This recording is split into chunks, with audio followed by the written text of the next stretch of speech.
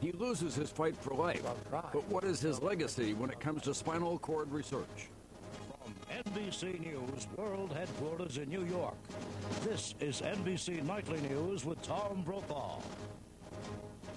Good evening. The news that Christopher Reeve had died of heart failure was like hearing of a death in the family.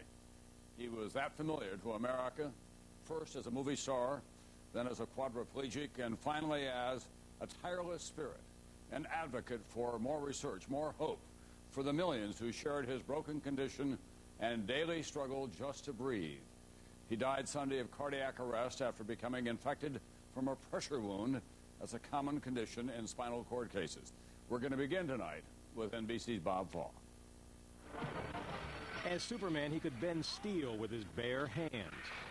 As Christopher Reeve, he died, age 52, from a heart attack during treatment for an infection related to his paralysis. Say hello to Clark Kent. 26 years ago, he dazzled moviegoers as mild-mannered Clark Kent transformed, who fights the never-ending battle for truth, justice, and the American way. When he wasn't busy, that is, rescuing Lois Lane. I've got you. 17 years later, May 1995, at an equestrian show in Virginia, he broke America's heart when his horse balked, throwing Reeve and breaking his neck. The man with everything, the avid skier, diver, and pilot, left quadriplegic, able to move only his head. Some people say that the longer you go, the better it gets, the more you get used to it. I'm actually finding the opposite is true. He was overwhelmed, admitted in his unflinching memoir, Contemplating Suicide. Instead, Christopher Reeve decided, quote, "I've got to be a person, not a patient." Giving up is unacceptable. Slowly, the comic book hero became a super crusader, a one-man publicity and lobbying machine for spinal cord research. Who are we if we don't use our best efforts and best available technology to do something? For him, that also meant directing and acting again. At the 1996 Oscars, he wowed onlookers, just as he did at that year's Democratic National Convention in Chicago. America does not let its needy citizens fend for themselves. Christopher Reeve transformed again, action hero into inspiration. Chris, what do you say? Let's make a date. We'll do this interview again in 10 years. Only then we'll walk down the beach together. That's absolutely doable. I'll see you there. Christopher Reeve, who became a real Superman when he could no longer fly. Bob Falk, NBC News, Washington. We'll have more on Chris Reeve's legacy of encouraging research for a cure for spinal cord injuries a little later here on NBC Nightly News tonight. Presidential candidate John Kerry had a long friendship with Christopher Reeve, which he mentioned in Friday night's debate. The subject was stem cell research, and as NBC's Carl Quintanilla tells us tonight, Reeve's death puts a spotlight on that already heated debate.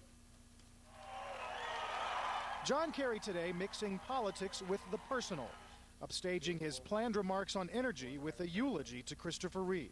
Chris was a beautiful, hopeful person, full of zest for life. And in part, because of his work, one day people will walk again. Reeve's death has unusual political consequences for Kerry's campaign.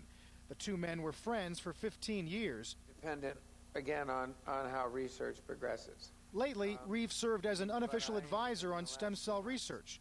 Chris Reeve is a friend of mine. And left Kerry a phone message just last weekend after watching Friday's debate. The excitement in his voice was just really palpable. And he was so thrilled about where the discussion of stem cell research had come to. Kerry's challenge? How to avoid appearing insensitive while still emphasizing what he believes is one of his strongest issues, one area where Kerry hasn't been accused of flip-flopping. It was a sad but appropriate way to measure the progress in spinal cord research. Since he was first injured 9 years ago, Reeve and others in similar condition have been driven by a common goal, to walk again. Is that possible? It is a daunting prospect, but the progress so far is astonishing. Here's NBC's Robert Bazell. Hands on and up. Allison Kessler is a member of Harvard's rowing team, even though her legs were paralyzed in a skiing accident 3 years ago. And push. She and many people with spinal cord injuries greatly admired Christopher Reeve's activism. He could have easily, after he got hurt, just faded into the shadows. Allison's father is a scientist studying spinal cord injuries, and he too sees enormous influence from Reeve. He just exerted a remarkably positive force for spinal cord research. You need my head back a little bit more? Reeve's injury was the worst possible, close to the neck, a constant threat to his survival. Part of his legacy is that he never gave up. Let's do 10 more. Yeah. Okay. Wise Young of Rutgers was one of his doctors. Around the 5th year, he called me, and he was excited about the fact that he was moving his left index finger. And then he was standing in a swimming pool, and he could lift 5-pound weights with his legs. But more than anything else, Reeve used his celebrity, money, intelligence, and amazing determination to motivate scientists to believe that spinal cord injury could be overcome. Recent experiments at the Miami Project to Cure Paralysis used injections of nerve cells and hormones to make rats with spinal injuries walk again. Scientists say human trials could start soon. He actually allowed us or encouraged us to use the word cure. That quest for a cure led Reeve to push for more research with embryonic stem cells. Our scientists are on the threshold of major breakthroughs. Whatever leads to a cure, Allison Kessler and many others believe Christopher Reeve will deserve much of the credit. There you go. Robert Bazell, NBC News, New York. That's nightly news for this Monday night. I'm Tom Brokaw. I'll see you back here tomorrow night.